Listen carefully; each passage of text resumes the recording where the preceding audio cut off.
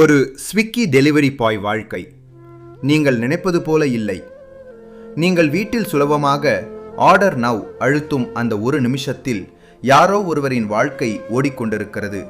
மழை பெய்தாலும் வெயில் எரிந்தாலும் டிராஃபிக் நிறைந்த சாலைகளில் ஒரு பையன் நேரத்தோடு போட்டி போட்டு ஓடிக்கொண்டிருக்கிறான். அவன் யார் தெரியுமா? ஒரு ஸ்விக்கி டெலிவரி பாய். நாம் 30 நிமிஷம் லேட்டானாலும் கோபப்படுவோம். ஆனா அவன் ஒரு நிமிஷம் லேட்டானாலே ரேட்டிங் குறையும், இன்சென்டிவ் போகும், வாழ்க்கை இட்செல்ஃப் பாதிக்கப்படும். அவன் தினசரி வாழ்க்கை எப்படி இருக்கும்? காலை 7 மணிக்கு தான் அவன் நாள் ஆரம்பிக்கிறது. பிரேக்ஃபாஸ்ட் கூட ஸ்கிப் பண்ணி ஆப் ஓபன் பண்ணி ஆன்லைன் ஆகிறான். ஆர்டர் வருமா வராதா அந்த டென்ஷன் தான் முதல் வேலை. ஒரு ஆர்டர் வந்தா அவன் முகத்தில் ஒரு சின்ன சிரிப்பு. ஏன்னா அதுதான் அந்த நாளின் முதல் வருமானம். சாலரி உண்மையில் எவ்வளவு தெரியுமா?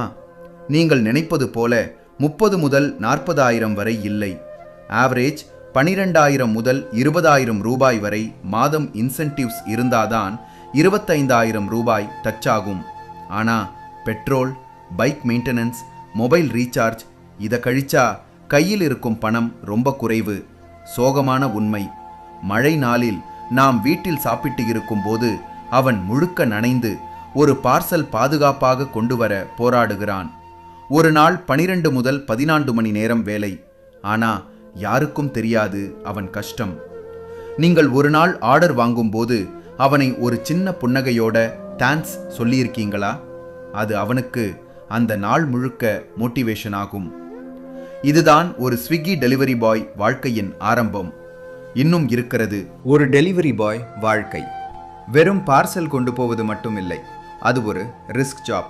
ஆக்சிடென்ட் ரிஸ்க், தினசரி பயம், சாலையில் ஓடும் ஒவ்வொரு நிமிஷமும். அவன் உயிரோட ஒரு கேம்பிள் ஆடுறான்.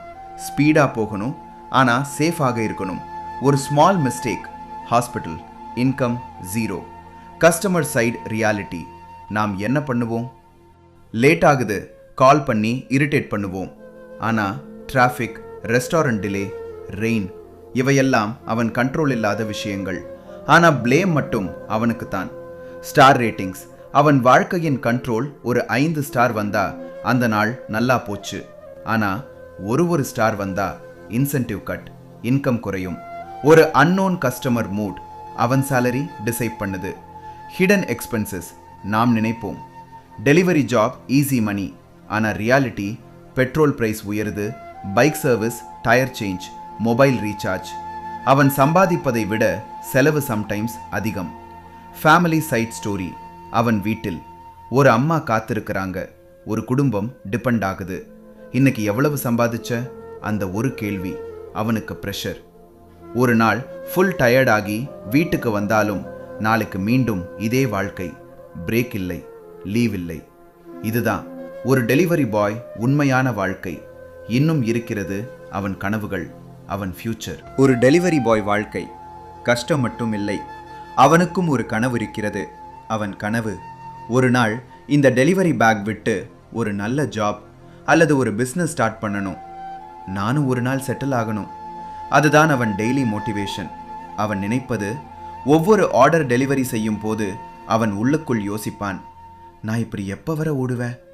ஆனா உடனே மீண்டும் பைக் ஸ்டார்ட் பண்ணுவான். ஏன்னா அவன் நிற்க முடியாது. அவன் குடும்பம்தான் அவன் ஸ்ட்ரென்த். ஒரு அம்மா, ஒரு மனைவி, ஒரு குழந்தை. நீ சேஃபா வந்துடு, அந்த ஒரு வார்த்தை அவன் டயர்ட் ஆனாலும் மீண்டும் எனர்ஜி கொடுக்கும். ரெஸ்பெக்ட் என்ற ஒன்று, நாம் சில சமயம் அவர்களை சாதாரணமாக ட்ரீட் பண்ணுவோம். ஆனா உண்மையில் அவர்கள்தான் நம்ம வாழ்க்கையை ஈஸியாக்குறவர்கள். ஒரு நாள் நீங்கள் ஃபுட் ஆர்டர் பண்ணும்போது, டோர் திறக்கும்போது ஒரு டெலிவரி பாய் மட்டும் இல்லை, ஒரு கனவு, ஒரு போராட்டம், ஒரு வாழ்க்கை நின்றிருக்கும். ஒரு சின்ன மாற்றம் செய்யலாமா? ஒரு ஸ்மைல், ஒரு தேங்க்யூ, ஒரு நல்ல ரேட்டிங், அது அவருக்கு ஒரு பெரிய சப்போர்ட். அவர்களின் வாழ்க்கை கடினம், ஆனா அவர்கள் மனசு ஸ்ட்ராங். நாம் கொடுக்கக்கூடியது சிறிய மரியாதை தான். ஃபைனல் லைன், நீங்கள் ஆர்டர் பண்ணும் ஒவ்வொரு ஃபுட் ஒரு டெலிவரி மட்டுமில்லை, ஒரு மனிதனின் வாழ்க்கை.